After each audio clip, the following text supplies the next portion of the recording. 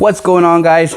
God bless you. Carlos here with Serranos Mobile Detail in Dallas, Texas. Thank you so much for joining me in today's video, guys. Happy Tuesday, by the way. First and foremost, I want to give a huge shout out to MGN Auto Detailing for sending me 2 of your hats. These are a little bit different than the ones I wear, but I'm still gonna wear it for you. Looks really good. It's orange. I can't complain, right? Anyways, I hope you guys had a great Labor Day week with your family, with your friends. If you were cooking out or anything, I hope you guys enjoyed it. Due to me going crazy the month of September with all these coatings, I ended up putting a sale out and totally forgot to take a day off for myself. But oh well, we were out here working with that 4Runner I posted yesterday, and it's been truly a blessing this whole month. So you know, I'm enjoying it so far. Pushing my body a little bit out of the comfort zone of how much I can handle, but it's been a fun one. Anyways, I don't want to bore you guys. Thank you so much for being here today. And today's video is going to be very short, very sweet on if you are having overspray issues out of your detail gun. I know that's a main issue. Many people inbox me on the daily about like, hey Carlos, do you get overspray out of your gun? And I would always say, yeah, it's very minimal, right? That's what the video is going to be about. So let's get right to it, guys. I don't want to bore you. So very recently I bought the rigid what is this, the 4.5 gallons, or yeah, I think it's 4.5, maybe it's 4 gallons, I forget, but it's the it's this one right here, guys. So I recently purchased this one at Home Depot. I think it was like $320. And for a while, I've been kind of contemplating, did I make the right move? Did I make the right purchase? You know, and I can honestly say, I finally am enjoying it more. And I'm going to tell you why is now. Obviously, we're talking about the Harbor Freight detail gun, right? When I used to have my 6-gallon air compressor, due to the CFMs were too low, I believe the air compressor has to overwork itself to pull out that maximum air in quick seconds, right? And I think that's what caused a lot of my overspray issues. Now I could be wrong. I'm no expert in that area, but I think the lower the CFMs, the harder that air compressor had to push the product out, right? What I'm using inside this detail gun today is the Drive Auto Appearance tire gel. This is their thick tire dressing for tires and plastics, which looks like this. I've had this one for a while now. And prior with the 6-gallon, I had to raise the PSI on it, and I also had to dilute this product because it just wasn't pushed. It didn't have enough power to pull the product out. So I am so happy because now, after really playing with it, trying to figure out, you know, the overspray issue, I think I finally figured out, guys. And I hope today's video kind of helps you guys if you have this machine here on reducing the overspray issue.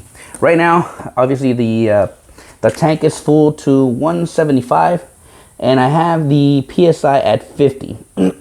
Recommended out of this is 45, but I have it at 50 just for the sake of this video. And this is the sweet spot where I finally figured it out.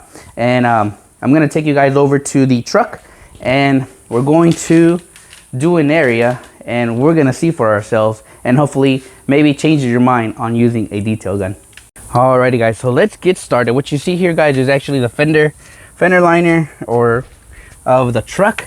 And I hope the video can hopefully catch it. I know in many videos you guys would see the overspray very quickly and I would get called out. All right, but let's see. This is at, like I said, it's the pressure was at 175, PSI is at 50. Check this out. There we go. We got air now, and here we go, guys. Ready? Check this out.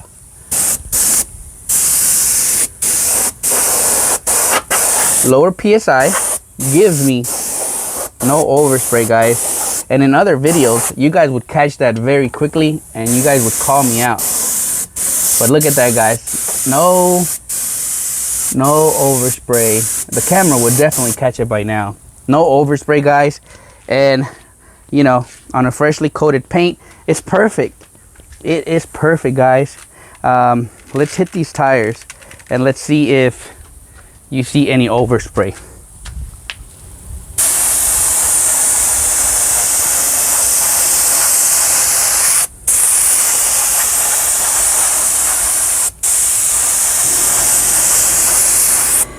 I'd say